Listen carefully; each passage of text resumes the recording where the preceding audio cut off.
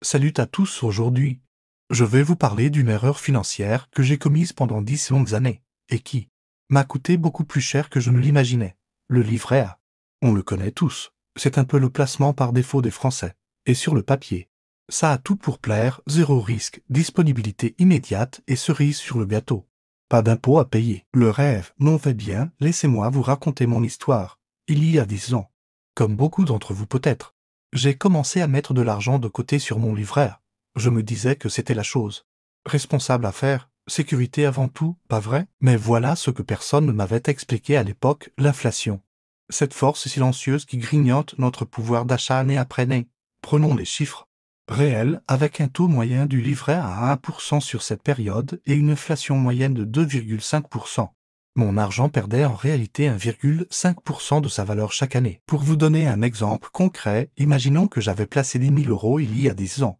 Aujourd'hui, même avec les intérêts cumulés, mon pouvoir d'achat réel a significativement diminué, en tenant compte de l'inflation.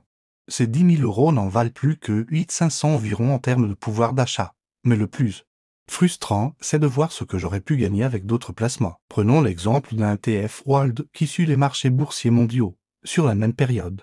Il a rapporté en moyenne 8% par an. Les mêmes 10 000 euros auraient pu devenir plus de 21 euros, même l'immobilier, avec une rentabilité moyenne de 6% par an en incluant les loyers, aurait transformé mes 10 000 euros en environ 17 900 euros. Et je ne parle même pas d'une assurance vie bien diversifiée qui aurait pu offrir un compromis intéressant entre sécurité et performance. Alors, qu'est-ce que j'aurais dû faire?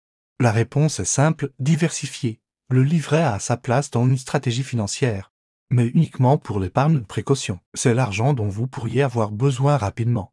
Votre coussin de sécurité en quelque sorte. Pour le reste, il faut penser long terme et accepter une part de risque calculée. Un mix entre ETF, assurance vie et pourquoi pas un peu d'immobilier selon vos objectifs. L'important est de ne pas mettre tous ses œufs dans le même panier, surtout quand ce panier s'appelle livret A. Je comprends que les marchés financiers peuvent faire peur. Moi aussi.